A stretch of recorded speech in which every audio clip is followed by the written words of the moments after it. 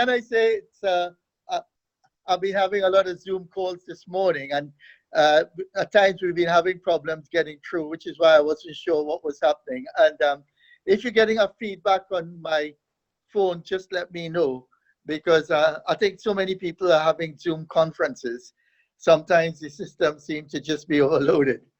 However, I'm really pleased, and thanks to Remy for hosting it, and to Gautam for inviting me.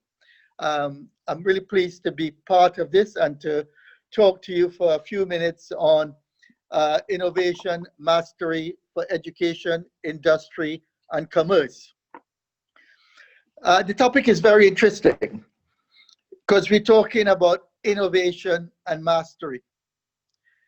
Now, there is a dichotomy between these two terms, because on the face of it, it would seem extreme opposite ends of the spectrum. When you talk about mastery, you're talking about someone who is fully enshrined in what they're doing and knows each aspect and skills of that procedure. So in England, we have things like master craftsmen, and they actually spend a lot of time in what we consider an apprenticeship sort of framework, where they learn each aspect, whether it's carpentry, whether it's jewelry, whatever it is, engineering, even with all these trades. And what they do is they learn each step of the way. And sometimes it takes a few years to master some of these craft skills. So what you have is, on the one hand, someone who is learning things in detail over a long period of time.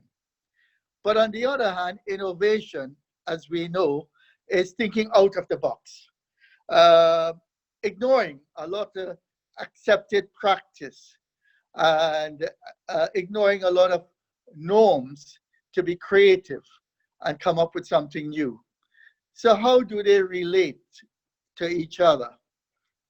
Well, my proposition is to be an innovator, you actually got to know the basics of what you're trying to get innovation on. So in other words, you have to actually know the process. If it's a business, the procedure, if it's office, whatever it is, you need to know that in some detail to then look at how you innovate. The problem both with education and business is quite similar in some ways. In education, you go into university, you think of a subject you want to do, whether it's maths, whether it's business, whether it's education. As you heard from my background, I've been principal and chief executive of some very large colleges in the UK.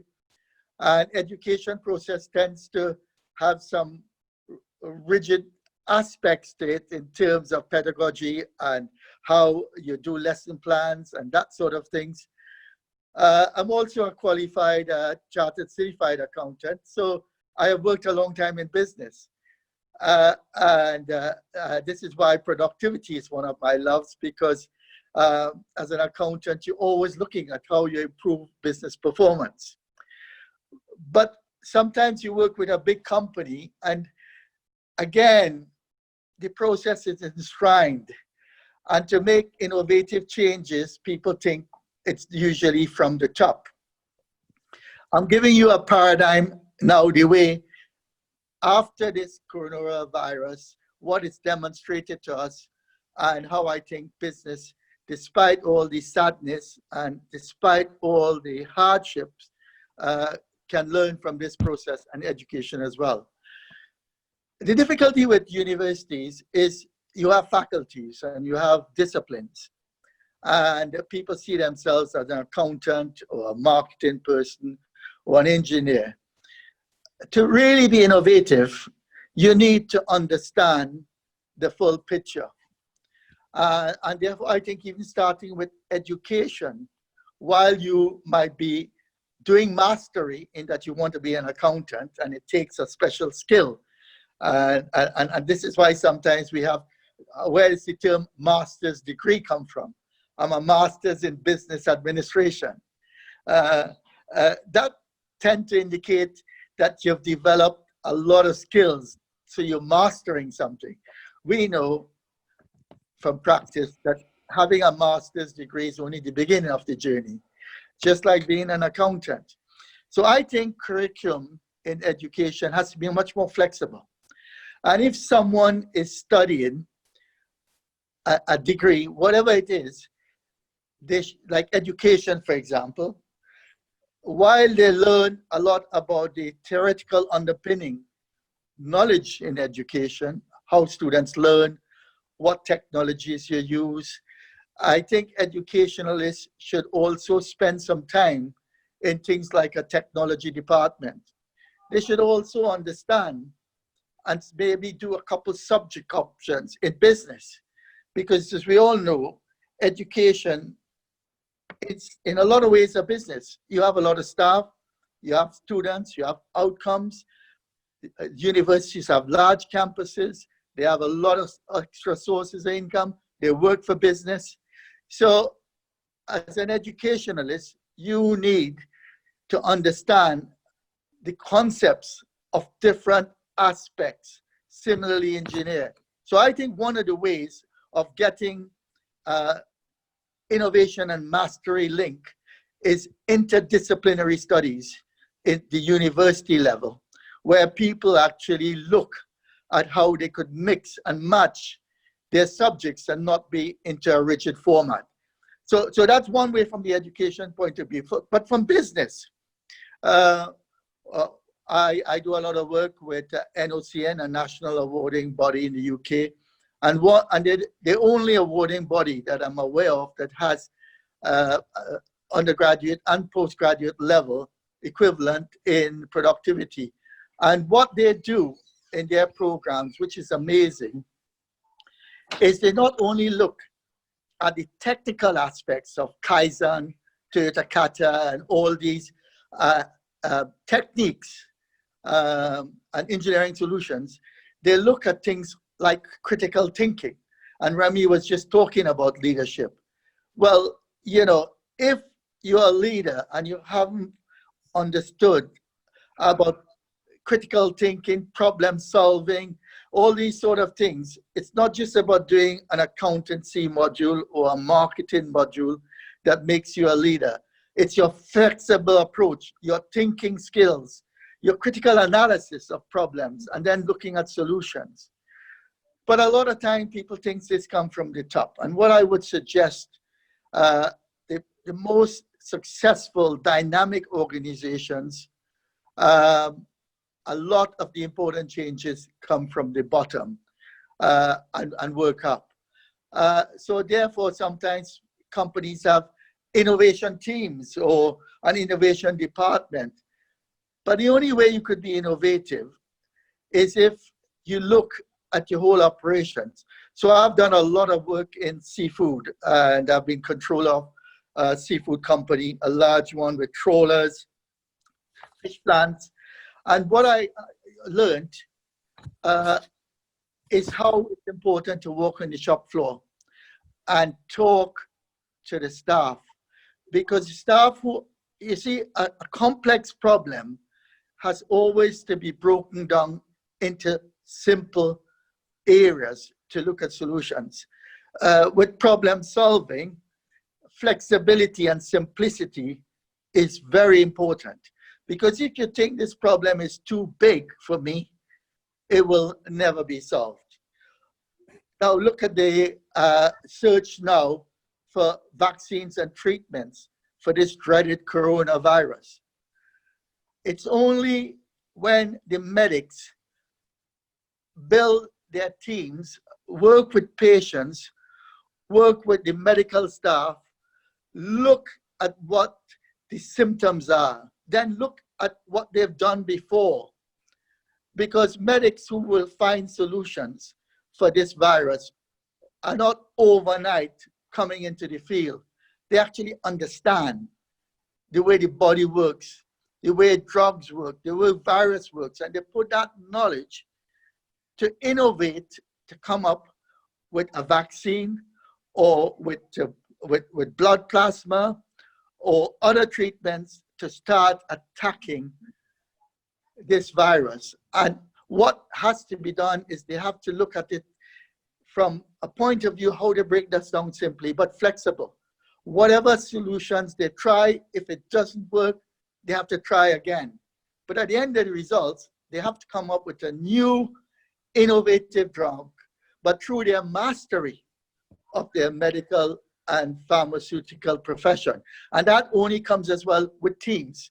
So, you know, when we look at Microsoft, or you look at Facebook, or you look at Zoom, no, people might have ideas, but the only way ideas can be delivered is through team building, where different people have different strengths and you bring it together.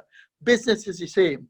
You know, people talk about a great CEO and this fantastic dynamic leader.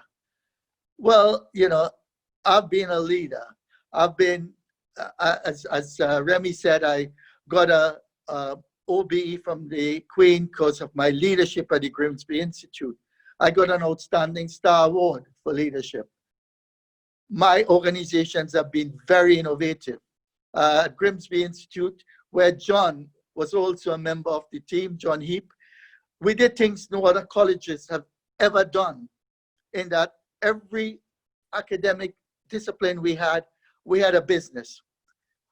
So whether it was with golf, we had a golf course, hotels, we had hotels, restaurants, we had beauty salons. Because I always believe if you teach it, you need to show you could do it. So there was nothing we did that we didn't have a business running out. But what I learned from that is, how could a CEO understand about running hotels on one hand, education on the other hand, golf course? You can't. You have to depend on teams. And I've always been fortunate to have an amazing, strong team. So a CEO is only as good as his team. Similarly, innovation in organizations are only as good as the staff. You've got to empower staff. You know, I had a recent case where a company was facing a lot of difficulty, and they asked for ideas. And one young, bright graduate questioned the CEO on the approach of the company. And after the meeting, his boss, he was a financial accountant, the finance director called him and said, "You're going to be careful, you know, that about challenging the CEO." And all he was doing was questioning about a new process. So innovative organizations have to be willing to be challenged at the leadership level by any staff if you want to move forward to build after this virus. The amount of problems, companies will have to think completely new. We just had two of large airlines pull out of Gatwick Airport in the UK. That airport, which was hub employing thousands of people, probably is going to be very decimated if they survive. So people have to think differently. And this is where creativity, innovation, mastering your market, understanding what your business is, and then finding problem solving and critical skills solutions. And this is why organizations will continue to grow. We'll have probably a year or two of some recession, some difficulty, unemployment rates, but business, human beings are resilient, and they will recover, and we will find solutions. But even more than ever, we need to look at productivity, how we do things. People would expect things to be done differently. There's going to be a lot of home working, because a lot of people now have got used to working from home rather than traveling miles to the job. Or businesses, instead of paying large rental portfolios, might look at different ways how they have a mixed portfolio. So the opportunity for innovation, critical thinking, new ways is going to be amazing, but it will be challenging because existing businesses might find they will be superseded by new businesses that come out when the world emerges from this lockdown. And therefore, I think it's very important. Universities as well adapt. More flexibility, more opportunity for cross-learning across faculties. Businesses as well look at their workers, and I'll finish now soon because I have a time allocation. But what I would say is what we've learned from this virus, some of the most important people, apart from the nurses, the doctors, have been the logistics people who've kept the food supply going. The supply chain had to work. We've learned interaction of people who are out there day after day doing things that we had not regarded as so critically important, have proved critically important in everyday life. And there's a new respect. But I hope that reflects in business, that there's a new understanding that all staff in business have a real role to play in the success of the business. I also hope that the fruits of business are starting to be more evenly shared. I always wonder what a CEO will do with a 70 million bonus each year. You know, why the world has to learn how to share and appreciate each other, and how everybody deserves a good quality of life, an opportunity in life.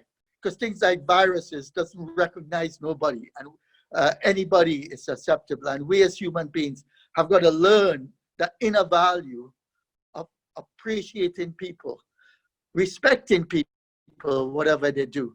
And I believe with that newfound respect, understanding, I've never had so many people when I go for walks here because of the lockdown saying hello, smiling. People before were so busy with their own lives, with all the materialism of how much new cars I could drive or what next could I acquire. And I think basically people have learned a lot of value. And I hope that value will be transferred. So in businesses, all will be involved to grow and develop businesses. And I'm sure it's going to be a lot better world. They always say, and there's a lot of saying, out of misery, sometimes good emerges. And a lesson for us is not to forget what we have been faced and are still facing, and will still continue to wrestle until a vaccine is found and treatment solutions are found. But what I hope we've learned is how everybody has a part to play. And whether that's in education, whether that's in business, respect other people's view, look at it, evaluate it, break down problems into simple aspects and then find solutions, and be flexible. Don't be intransient in your mind. Whether it's your leadership, you know, leaders sometimes say it's my way or the highway, or my way or no way. I think that arrogance and belligerence that sometimes have typified Western style of management will have to change. And this is why another thing that I've been looking at very much is the sort of Western and Eastern cultures intermixed with other aspects like spirituality and religion and the whole compass that affects man's everyday life, to see how solutions can be found in any situation or any difficulty by just utilizing human skill. And of course, there's AI, and we will talk about that, and AI as a part with the productivity agenda, and it does generate efficiency gains and profitability improvements. But what we have to do is never forget that we have to look at things, as I always say, about a mixed economy. In that, at the end of the day, whatever you produce, whatever you do, should really be a benefit to mankind and help everyone achieve a better quality of life, no matter what country you're in, no matter what your level, strata in society. At the end of the goal, looking at the United Nations Sustainable Goals as well, 2030, we need to look at how humankind help improve each other quality of life. And I think innovation and mastery, in terms of mastery of skills, mastery of situations, innovation, learning through whole aspects of different approaches will not only help industry, commerce, and business, but it will help governments, it would help health areas, health systems, but at the end of the day, it will help the economy to recover from this.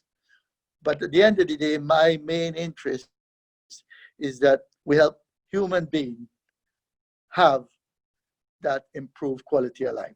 Thank you very much for listening. Wow. Thank you very much.